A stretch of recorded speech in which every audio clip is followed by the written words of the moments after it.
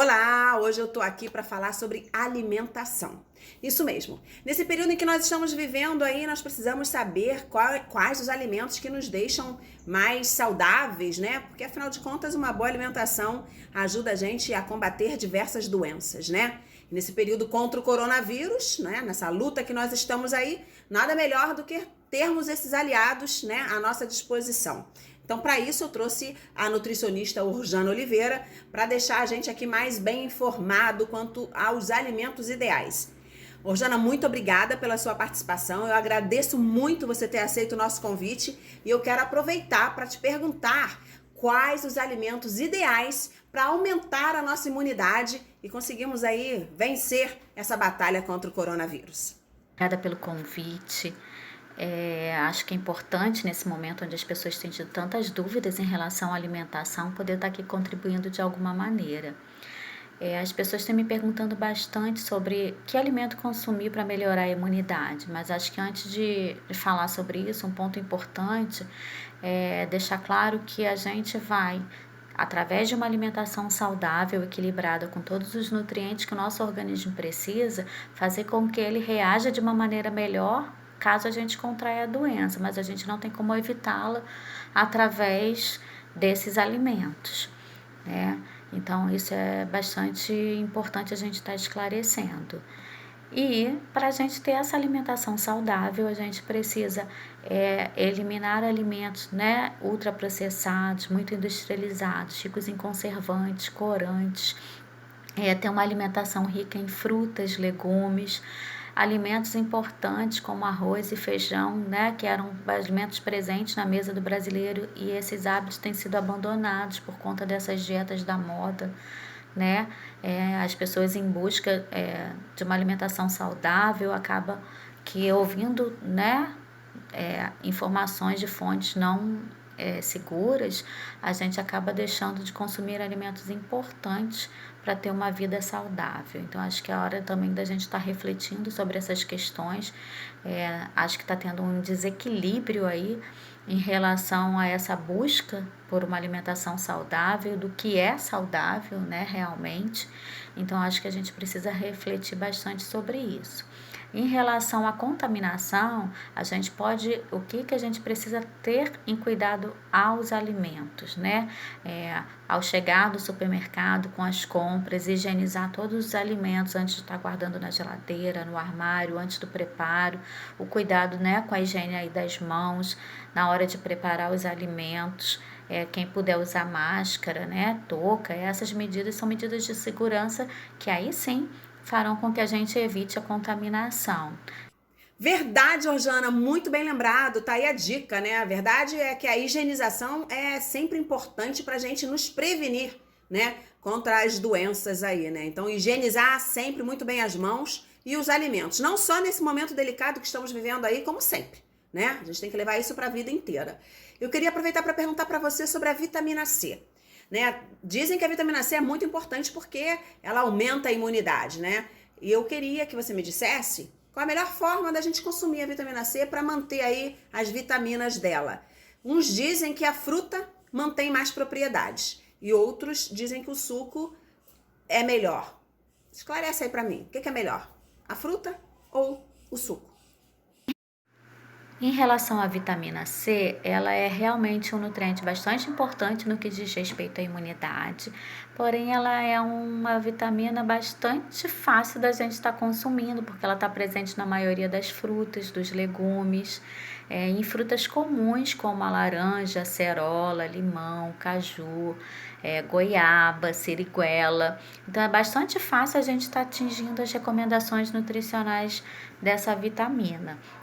Então, quanto ao preparo, a melhor forma da gente estar consumindo é in natura, porque assim, ela é uma vitamina que ela não tem uma estabilidade muito grande.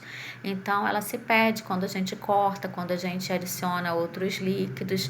E aí, para evitar essa perda, a melhor forma da gente estar consumindo é in natura mesmo. Ótimo, muito bom, Jana. Então, a gente já sabe aqui, né, só recapitulando, que ter uma alimentação saudável é primordial para nos mantermos fortes para combater uma doença, né? E também sabemos que a vitamina C a fruta é bem melhor do que o suco, porque a fruta mantém mais vitamina, então assim o nosso organismo absorve mais vitamina. Agora eu queria saber sobre o cardápio. A gente pode usar o mesmo cardápio para a criança, para o idoso e para o adulto?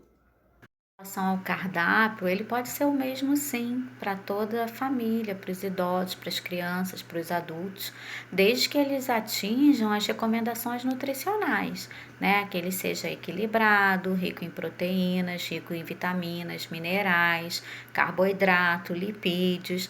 Todos os nutrientes são importantes para o desenvolvimento e para a manutenção da nossa saúde, né? O que vai variar é a quantidade. Então, assim, o cardápio pode ser o mesmo, mas a quantidade para a criança ela deve ser diferente do adulto, assim como para o idoso. Ressaltando aqui também, André, nesse momento que é muito importante, os pacientes portadores de doenças crônicas e outras doenças, né, que eles mantenham essas doenças estabilizadas, principalmente o hipertenso, o diabético, fazem parte do grupo de risco, né? Essas doenças precisam estar estabilizadas para caso ele contraia a doença, ele reagir de uma maneira melhor. Então, aí, em relação aos diabéticos, atentar para o consumo, né, exagerado de doces, a gente precisa ter esse equilíbrio. Então, assim, a diferença está aí nesses grupos de risco, né, que precisam manter as suas dietas, fazer um acompanhamento com um profissional, isso é muito importante. Perfeito. Então é preciso saber que é importante manter a dieta para aquelas pessoas que têm algum tipo de doença e que já foram indicadas, né, pelos médicos. Agora, o que eu queria saber é quanto ao prato colorido, né? Dizem que é importante a gente variar aí a alimentação com as cores. Existe alguma fórmula ideal? A gente tem um número de cores ideais para colocar no nosso prato? É verdade que o prato colorido realmente tem bastante vitaminas e nutrientes? O prato colorido, ele é indicado sim. É, Até os pacientes nos perguntam e brincam com relação a isso, né? Porque cada grupo de cor, ele é rico em determinado grupo de nutrientes. Por exemplo, os folhosos escuros são ricos em cálcio e ferro, vitamina A nos amarelos, o licopeno nos vermelhos, né? O roxo, os antioxidantes, e assim vai. Então, assim, conforme mais colorido for o nosso prato, maior número de nutrientes a gente vai ter. Então, a gente por isso preconiza um prato colorido, mas em relação à quantidade de cores que a gente deve ter no prato, não existe essa recomendação. A gente pede é que seja o mais variado possível, né? Porque às vezes você não tem uma determinada cor num dia, mas você pode no outro dia estar consumindo um grupo de cor diferente, e assim você vai atingir as recomendações da mesma forma. Mas o que a gente deve evitar é a monotonia mesmo, tá? Não ter só uma cor no prato, aí a gente vai estar um pouco restrito aí nos nutrientes. Mas a gente variando isso durante, né, a semana, durante o mês, a gente consegue ter um equilíbrio. Então a lei é variar o cardápio e manter algumas restrições alimentares aí de acordo com as indicações médicas. Fica a dica, hein? E quanto à água? Existe alguma quantidade ideal para a gente ingerir durante o dia? Em relação à quantidade de água, a recomendação para um indivíduo, né, adulto saudável é em torno de 2 litros por dia. Isso varia um pouquinho nas crianças, de acordo com a capacidade gástrica, né, nos menorzinhos, mas para o adulto em geral a recomendação é essa, de 2 litros por dia. Ô, Jana, deixa eu te contar um segredo.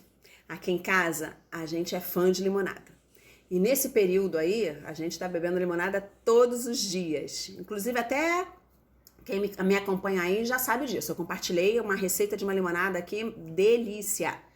A gente pode beber limonada todo dia? Em relação à limonada, não teria nenhum problema a gente consumi-la diariamente, desde que a gente não tenha nenhuma patologia associada. Por exemplo, refluxo, a gente deve evitar os alimentos muito ácidos, então algumas pessoas não toleram.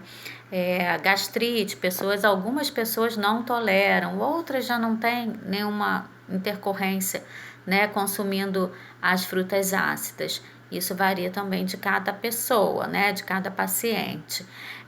O que a gente não recomenda de usar todos os dias é porque aí a gente não vai ter uma variedade, como eu falei em relação às cores, né? A gente não vai ter variedade em relação aos nutrientes. Se você come todo dia banana, todo dia limão, você não vai estar tendo todos os nutrientes que você precisa. Então, o legal de estar variando, né? O importante dessa variedade é para você ter um número maior de nutrientes. Muito obrigada, Orjana, por todos esses esclarecimentos, e eu queria saber se você quer deixar alguma mensagem agora para as pessoas que estão assistindo a esse vídeo.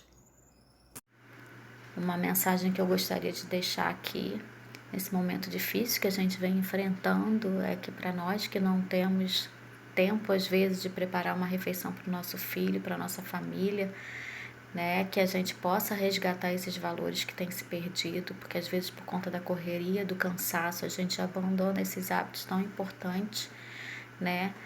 Então a gente aproveitar para fazer um bolo, fazer um lanche, um piquenique dentro de casa, é claro que adotando as medidas de segurança, mas para a gente estar resgatando todos esses valores que têm sido perdidos e que são tão importantes, porque isso, preparar uma refeição, né, com amor, com carinho, isso é alimentação saudável, isso faz parte da alimentação saudável, da vida saudável. Então eu gostaria de estar deixando essa mensagem para vocês, para a gente refletir bastante e resgatar esses valores. Orjana, muito obrigada por todos esses esclarecimentos, e realmente esse momento é muito gostoso. Valeu aí pela dica. Aqui em casa a gente faz muito isso. Miguel e eu fazemos cupcake, biscoito, brigadeiro, bolos.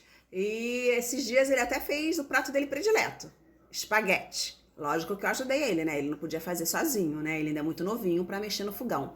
Mas realmente é muito prazeroso a gente tá, né, interagindo nesse momento de preparação alimentar, né? Eu agradeço muito a sua participação, obrigada por ter aceito o convite, e eu espero que você que está aí assistindo tenha conseguido adquirir mais informações, né, informações úteis para o seu dia a dia, e que você siga essa dica, né, de fazer esse momento de produção alimentar ainda mais prazeroso, né? Vamos aproveitar esse momento para poder interagir com a família, reunir todos na preparação do alimento e fazer uma comida ainda mais gostosa. Aceito as dicas, tá? Porque, olha, Miguel de vez em quando me dá umas dicas aqui muito legais na preparação de gelatina. Ele mistura uns sabores que, olha, no final dá um resultado bom, hein? Sai um pouco da mesmice, né? Faz umas coisas diferentes. Vamos ver o que vai dar. Depois conta aqui pra gente, tá? Escreve aí nos comentários. Muito obrigada, Orjana. Muito obrigada a vocês que estão me seguindo aí no canal. Aproveita e compartilha esse vídeo, curte e fala pros amigos para se inscreverem também, tá bom? Se você ainda não é inscrito, aproveita para se inscrever. Beijo!